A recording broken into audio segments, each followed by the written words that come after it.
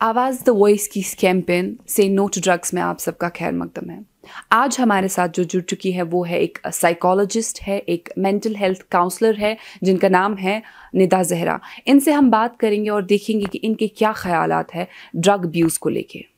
सबसे पहले तो ma'am, thank you so much for joining our campaign से नो टू ड्रग्स।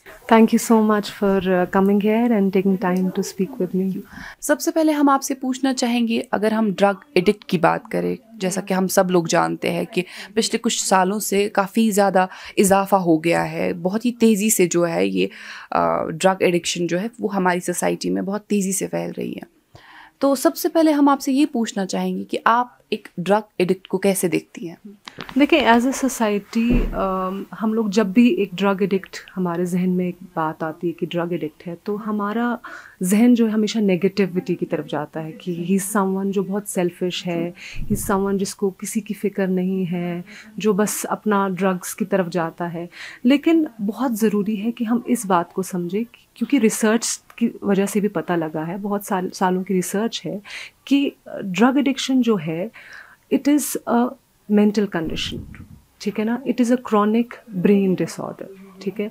और जो एक ड्रग एडिक्ट होता है उसको बहुत ज़्यादा साइकोलॉजिकल हेल्प की ज़रूरत होती है, उसको बहुत ज़्यादा फिजिकल हेल्प की ज़रूरत होती है, क्योंकि once he is addicted on drugs उसकी फिजिकल कंडीशन भी ख़राब हो जाती है, साइकोलॉजिकल तो होती भी है। सो फर्स्ट ऑफ ऑल हमारा जो नज़रिया होना चाहिए वो बिल्कुल शिफ्ट हो जाना चाहिए, एक बहुत रहम का नज़रिया होना चाहिए उनकी तरफ, क्योंकि वो एज़ गुड एज़ कोई बीमार जिसको जहनी अमराज है उसी तरह एक ड्रग एडिक्ट भी होता है, क्योंकि drug addiction is related to mental conditions, ठीक है।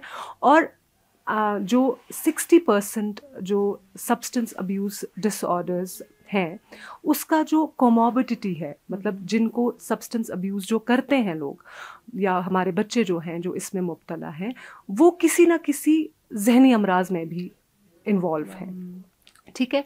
देखिए, सब्सटेंस अब्यूज़ है क्या? सब्सटेंस अब्यूज़ एक ऐसी चीज़ है जहाँ पे you are constantly seeking drugs, जहाँ पे आपको एक ऐसी तलब होती है ड्रग्स की कि आप इवन नोइंग कि इसके नेगेटिव कॉन्सिक्वेंसेस क्या हैं, उसके बावजूद भी आप इतने इम्पल्सिव हो जाते हैं कि आप ड्रग्स लेने पे मजबूर हो जाते हैं। और ये जो इम्पल्सिविटी है, it is one of the symptoms, it can be one of the symptoms of any mental health condition, ठीक है। तो that means it has a vicious cycle. आप समझ रहे हैं मेरी बात? सब्सटेंस अब्यूज़ और मेंटल जो डिसऑर्डर्स है उनका एक बहुत इम्पॉर्टेंट कनेक्शन है। दैट मीन्स अगर कोई बच्चा ड्रग्स ले रहा है, दैट मीन्स उसको साइकोलॉजिकल हेल्प की ज़रूरत है, उसको एक समझ की ज़रूरत है। He is not only a criminal, he is a patient who needs a proper treatment. तो आई थिंक सबसे पहले हमारा जो नज़रिया है इसकी तरफ वो कहीं ना कहीं बदलना बहुत ज़रूरी है। आपने बहुत अच्छी बात कही कि साइकोलॉजिकल हेल्प की काफ़ी ज़रूरत है। तो जितने भी पेरेंट्स हैं, कैसे वो साइकोलॉजिकली कैसे वो हेल्प कर सकते हैं अपने बच्चे को ताकि वो इस बीमारी से, इस ड्रग अब्यूज़ से बाहर आए? लेकिन पहले तो बहुत सारे जो इश्यूज़ हैं, जो फैक्टर्स रिस्पॉन्सिबल हैं, जो साइको सोशल फैक्टर्स हैं, साइको सोशल एज इन जिसमें साइकोलॉजिकल एस्पेक्ट भी है और सोशल एस्पेक्ट भी है, क्योंकि जब एक बच्चा बड़ा होता है उसकी पर्सनालिटी जो ही बढ़ती है, या आपका जो साइकोलॉजिकल मेकअप बनता है, आपके साइकोलॉजिकल मेकअप का एक बहुत इम्पॉर्टेंट इम्पैक्ट होता है आपके सोशल मेकअप के साथ, ठीक है, कि आपका माहौल कैसा है, आपकी अपब्रिंगिंग कैसी है, ठीक है।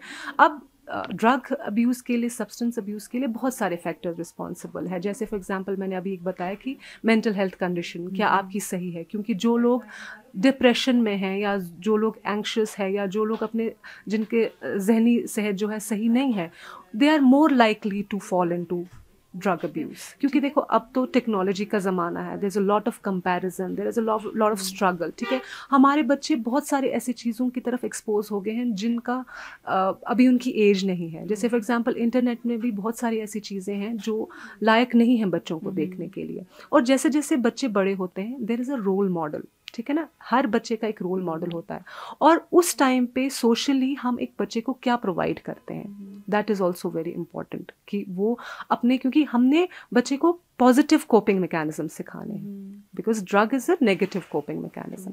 इसके अलावा जैसे बच्चे हैं, पेयर प्रेशर बहुत ज़्यादा है कि कंपैरिजन है कि क्योंकि जब एक टीनेज में बच्चा आता है तो देर इज़ अ अर्ज कि बच्चे ने एक अपनी एक पहचान बनानी है, अपनी एक आइडेंटिटी दिखानी है कि मैं I am someone who can take control of myself, और उस देखा देखी में, उस पेयर प्रेशर में वो ड्रग्स अब्यूज़ की तरफ भी जा सकता है। उसके साथ साथ बहुत इम्पॉर्टेंट ये है कि बहुत सारे पेरेंट्स जो है, जैसे पेरेंटिंग का भी एक बहुत इम्पॉर्टेंट रोल है इसमें, नॉट दैट कि फुली ज़रूरी है बट पेरेंटिंग का भी रोल है इसमें। अब फॉर एग्जांपल बहुत सारे ऐसे पेरेंट्स हैं जो अपने बच्चों की तरफ कम तवज्जो देते हैं, ठीक है, that can be a factor as well. या बहुत सारे ऐसे पेरेंट्स हैं जहाँ पे हार्श पेरेंटिंग होती है, that can be a reason as well. बहुत सारे ऐसे बच्चे हैं जो खुद एक तो विक्टिम होते हैं वायलेंस का, और जिन्होंने विटनेस किया होता है वायलेंस, ठीक है, because trauma is also one of the reason जहाँ पे वो अपने ट्रॉमा को एड्रेस नहीं कर पाते हैं और फिर वो एक कोपिंग मैकेनिज्म में चले जाते हैं जहाँ पे वो ड्रग्स लेते हैं। अच्छा निदा जी, अगर हम बात करें बिहेवियरल चेंजेस की, हम लोग साइकोलॉजी जो है सबके बस की बात नहीं है, तो we can not identify behavioural changes जो होती है। पेरेंट्स को एट द एंड पता चलता है कि देयर चाइल्ड इज़ सफरिंग, तो क्या ऐसी चेंजेस है, क्या ऐसे बिहेवियरल चेंजेस है जो बंदा जो है पेरेंट्स आइडेंटिफाई कर सकते हैं कि उनका जो बच्चा है वो एक ड्रग्स में मुब्तला है। जैसे ही टीनेज हिट करती है ना, ऑलरेडी बहुत सारे ऐसे चेंजेस होते हैं, क्योंकि आपके हार्मोनल चेंजेस होते हैं, इमोशनल चेंजेस होते हैं, तो थोड़ी बहुत चेंजेस बच्चे में आती है। लेकिन ऑल ऑफ अ सडन आपके बच्चे का कमरे में बंद हो जाना, जिस तरीके से मोस्टली बच्चे यूजुअली कमरे में बंद रहते हैं, नॉट दैट कि every child is doing this, but parents के लिए बहुत ज़रूरी है कि वो चेक में रखें कि आपका बच्चा अगर कमरे में बैठा हुआ है वो कमरे में क्या कर रहा है, लॉक करके बैठा हो, लॉक करके क्या कर रहा है, ठीक है, या देर से सो रहा है, सुबह लेट जाग रहा है, तो ये चीज़ें जो आपके हैं उनको नोटिस करना बहुत ज़रूरी है। या फॉर एग्ज़ाम्पल आपका जो जैसे बहुत ज़्यादा झूठ बोलना, क्योंकि जब जो बच्चे ड्रग्स करते हैं उनको पैसे की बहुत ज़रूरत होती है, तो जैसे आपका बच्चा ये तो नहीं कह रहा कि स्कूल में इतना अमाउंट ज़रूरत है तो आप दे दें, पैसे दे दें, तो उस चीज़ को चेक रखना, ठीक है ना। ये कुछ ऐसी चीज़ें हैं। या आपका जो बच्चा है उसके चेहरे का जो उठने बैठने का है, या आपकी आंखें बच्चे की आपको नोटिस कर रहे हैं कि ज़्यादा लाल लग रही है, तो आप पूछें कि क्या ये है। तो अब पेरेंट को तो हालांकि वेरी इंपॉर्टेंट कि पेरेंट को ट्रैक रखना है कि बच्चा क्या कर रहा है, लेकिन बहुत सारे ऐसे पेरेंट्स होते हैं जो बहुत ज़्यादा ट्रैक रखते हैं, जिसको हम हेलीकॉप्टर पेरेंटिंग भी बोलते हैं। So which is also not right. आपको अगर अपने बच्चे के साथ उसका ख्याल रखना है तो उसके लिए बहुत इंपॉर्टेंट है कि आप अपने बच्चे से कनेक्ट करें। I think which is the, मेरे अपने ज़ाती में आपको एक्सपीरियंस बताऊं, मुझे लगता है कि that is the biggest factor, क्योंकि जो हमारा पेरेंट्स और बच्चों के बीच में डिस्कनेक्ट हो गया है, because there is no emotional connection, there is no communication, there is no exchange of anything. इसीलिए बच्चा जो है he has nowhere to go, ठीक है। और जब भी बच्चे के साथ, क्योंकि परेशानियां तो आनी है बच्चे की लाइफ में, बड़ों की लाइफ में भी, तो बच्चे के सर पे जब वो परेशानियां आती है वो बच्चा उस चीज़ को संभाल नहीं पाता है, और this is an easy escape for him. और जब उसके ऊपर आपके जब उनके फ्रेंड्स भी ऐसे ही हैं जो इन्वॉल्व हैं, तो उनके लिए एक बहुत आसान रास्ता निकल आता है। और हमारे जो पेरेंट्स होते हैं मोस्टली उनको अंदाज़ा भी नहीं होता कि हमारा बच्चा ये कर सकता है। लेकिन साथ ही साथ ये भी ध्यान में रखना है कि अपने बच्चों को ओवर बर्डन भी नहीं करना है। एक कनेक्शन डेवलप करने की बहुत ज़रूरी है, ताकि हम बहुत ईजीली उनको समझ सकें और उनकी प्रॉब्लम्स को समझ सकें। अच्छा निदा जी, हमारी कैंपेन के थ्रू जितने भी आपको लोग देख रहे हैं, एज अ साइकोलॉजिस्ट आपकी मैसेज क्या रहेगी लोगों को? देखिए, मेरी मैसेज यही रहेगी, क्योंकि हमारे टुडेज़ लाइफ जो मैं देख रही हूँ, हमारा there is a lot of comparison, ठीक है ना। चाहे वो आप मीडिया को लेके चलो या आप डेली लाइफ में भी चलो, मेरा हमेशा यही कहना होता है कि there is a difference. See, your life is different, my life is different, your priorities are different, my priorities are different, your idea of happiness is different, my idea of happiness is different. So हमारी struggles भी different है, हमारा idea of success भी different है। इसीलिए अपनी struggle को समझना, बिकॉज हम अलग अलग इंडिविजुअल्स हैं और हमारी अपनी अलग अलग जर्नीज़ है, तो इस देखा देखी में हम कहीं ना कहीं अपने आप को भूल जाते हैं और कोई और बनने की कोशिश करते हैं। तो मेरा यही मैसेज है कि जितना आप कोशिश करें, अपने आप को समझने की कोशिश करें। एक बहुत ब्यूटीफुल सा कोट जो मैं हमेशा बोलती हूँ जहाँ पे भी मुझे मौका मिलता है, क्योंकि it is very close to my heart.